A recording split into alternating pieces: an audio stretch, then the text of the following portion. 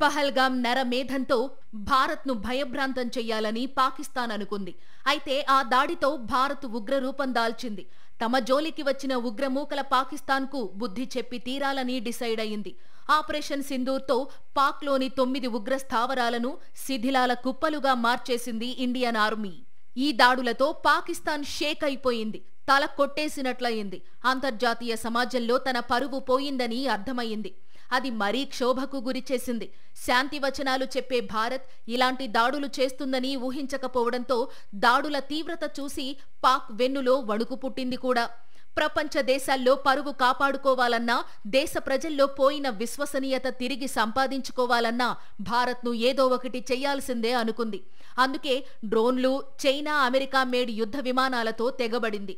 అయితే వాటన్నింటినీ భారత ఆర్మీ తిప్పికొట్టింది. పాక్ ఆయుధాలను అడ్డుకోవడం ఒక ఎత్తైతే, అదే సమయంలో మన డ్రోన్లు దూసుకుపోయి పాక్ ఎయిర్ బేస్లను, సైనిక స్థావరాలను ధ్వంసం చేసి పారేశాయి. ఇది పాకిస్తాన్కు పుండు మీద కశ్మీరీ కారం చల్లినట్లయింది. పాక్ ఆర్మీలో ఉక్రోషం పెరిగింది. పాలకుల్లో అవమాన భారం పెరిగింది. ఈ సమయంలోనే పాకిస్తాన్ మంత్రులు భారత్ను బెదిరించే ప్రయత్నం చేశారు.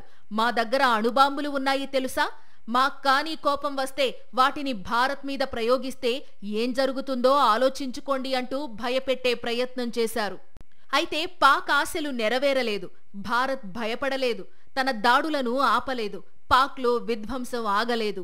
సరిగ్గా ఈ సమయంలోనే పాకిస్తాన్ తమ బలగాలను భారత సరిహద్దుల వైపు తరలించింది. యుద్ధానికి కాలు దువ్వుతోందేమో అని భారత ఆర్మీ అనుకుంది. దాంతో మరింత అప్రమత్తమైంది. మళ్లీ డ్రోన్లతో పాకిస్తాన్ దాడులకు యత్నించింది. ఒక్కటంటే ఒక్క డ్రోన్ కూడా భారత్లో వారి లక్ష్యాలకు కనీసం దరిదాపుల్లోకి కూడా రాకుండానే గాల్లోనే ధ్వంసమైపోయాయి. యుద్ధంలో తేలిపోతున్నామని తేలిపోగానే పాకిస్తాన్ ఫేక్ గేమ్ మొదలుపెట్టింది. సోషల్ మీడియాలో ఫేక్ పోస్టులతో యుద్ధం చేసింది. భారత యుద్ధ విమానాలను తాము నేలకూల్చేశామని, భారత్లో అనేక సైనిక స్థావరాలను సైతం ధ్వంసం చేశామని ప్రచారం చేసింది. అయితే అవన్నీ కూడా ఫేకేనని ఇండియన్ ఆర్మీ ఫ్యాక్ట్ చెక్తో నిరూపించింది. ఇక లాభం లేదనుకున్నారో, లేక యుద్ధం తీవ్ర రూపం దాలిస్తే తమకు మూడుతుందని పాక్ భయపడిందో తెలీదు కానీ అమాంతం పాకిస్తాన్ ఆర్మీ రాజీ కోసం ప్రాకులాడింది. Pak deputy general of military operations మన డీజీఎంఓతో ఫోన్లో మాట్లాడారు. కాల్పుల విరమణకు తాము సిద్ధంగా ఉన్నామని వివరించారు. దయచేసి సీజ్ ఫైర్కు ఒప్పుకోండని ప్రాధేయపడ్డారు. శత్రు సైన్యం అలా చేతులెత్తేసి శరణు కోరడం వల్లే భారత ప్రభుత్వం కూడా కాల్పుల విరమణకు సరేలే అంది. అది మానవీయ కోణంలో తీసుకున్న మంచి నిర్ణయం. కాల్పుల విరమణ జరిగిపోయింది, బానే ఉంది. మరి భారత్ సంగతి తేల్చేస్తానని బెదిరించిన పాకిస్తాన్ ఆర్మీ కానీ, పాలకులు కానీ ఎందుకని ఇలా వెనకడుగు వేశారు? ఎందుకని యుద్ధం వద్దంటే వద్దని భావించారు?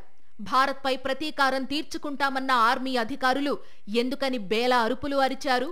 పాక్ పాలకులు సైతం ఒక్కసారిగా సైలెంట్ అయిపోయి భారత్ కాల్పుల విరమణకు ఒప్పుకుంటే అదే 10,000ని ఎందుకు అనుకున్నారు?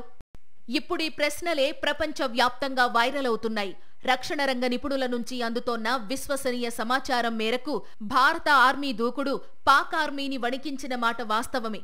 అయినా కొద్ది రోజుల పాటు ప్రతిదాడులు కొనసాగించాలని పాక్ అనుకుంది.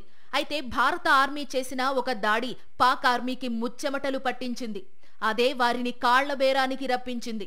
అదేంటంటే పాకిస్తాన్ పదే పదే తన దగ్గర అణుబాంబులు ఉన్నాయని అంటూ వస్తోంది కదా. ఆ అణుబాంబులను ఎక్కడ దాచింది? గతంలో క్వెట్టాలో దాచిందని అనేవారు. కానీ బలూచ్ తిరుగుబాట్లతో క్వెట్టా ఏమాత్రం సురక్షితమైన స్థావరం కాదనుకున్న పాకిస్తాన్ పంజాబ్ ప్రావిన్స్లోని కిరానా హిల్స్ ను తమ అణుస్థావరంగా మార్చుకుందని అంటున్నారు. ఈ పర్వత ప్రాంతంలోనే పాకిస్తాన్ అణుస్థావరం ఉందని అంటున్నారు. ఆపరేషన్ సింధూర్లో భారత ఆర్మీ కిరానా హిల్స్ పైన బాంబులు వేసిందని అంటున్నారు. పాకిస్తాన్ అణుగుట్టును ఇండియన్ ఆర్మీ పసిగట్టి ఉంటుందని, అందుకే ఇక్కడ దాడి చేయడం ద్వారా పాకిస్తాన్ను భస్మీపటలం చేయాలని ఇండియన్ ఆర్మీ రెడీ అయి ఉంటుందని పాక్ ఆర్మీ అనుమానించిందట. కిరానా హిల్స్ పై పదే పదే బాంబు దాడులు జరిగితే అణుబాంబులు విస్ఫోటనం చెంది పాకిస్తాన్ సర్వనాశనమయ్యే ప్రమాదం ఉందని భయపడ్డారట.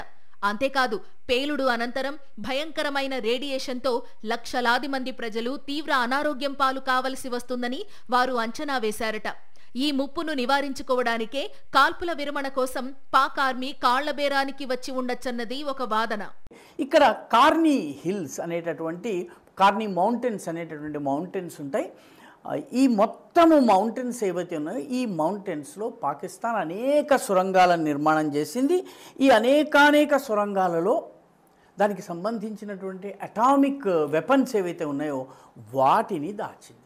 మధ్యాహ్నం కల్లా ఈ దాడులన్నీ కాగానే పాకిస్తాన్ అమెరికాకు మా దగ్గర ఉన్నటువంటి ఆయుధాలు అయిపోయినాయి, మా దగ్గర ఉన్నటువంటి అస్త్రశస్త్రాలు అయిపోయినాయి, ఇంకా మేము కేవలము అణ్వాయుధాలని మాత్రమే ప్రయోగించగలమన్నటువంటి మెసేజ్ పంపింది. అయితే దాన్ని పూర్తిగా భారత్ బేఖాతరు చేయటమే కాకుండా మీ దగ్గర అణ్వాయుధాలు ఉన్నట్లయితే దాన్ని మేము తట్టుకోగలమన్నటువంటి లెక్కలో భారత ప్రభుత్వము, భారత ఎయిర్ ఫోర్స్ ముఖ్యంగా మన మిసైళ్ళు ఈ సర్గోదాలో దాని దగ్గర ఉన్నటువంటి కర్నీ మౌంటైన్స్ పైన దాడులు చేసినాయి. అక్కడ ముఖ్యంగా దాని గేట్స్ దగ్గర దాడి చేసినాయి. 6 గేట్స్ ఉంటాయి. ఆ 6 గేట్స్ దగ్గర దాడి చేయటం ద్వారా ఈ వేడిమి వల్ల అణ్వాయుధాలు లోపలే ధ్వంసమై ఉంటాయి. దానివల్ల భూకంపం వచ్చింది. 4 రిక్టర్ స్కేల్ మీద 4.0గా అది నమోదైందని చెప్పి కూడా చెప్తున్నారు. ఇందులో ఎంత నిజం ఉందో రక్షణ రంగ ప్రముఖులకే తెలుస్తుంది. రావల్పిండిలోని నూర్ఖాన్ ఎయిర్ బేస్ పై ఇండియన్ ఆర్మీ దాడి చేసి ధ్వంసం చేసింది.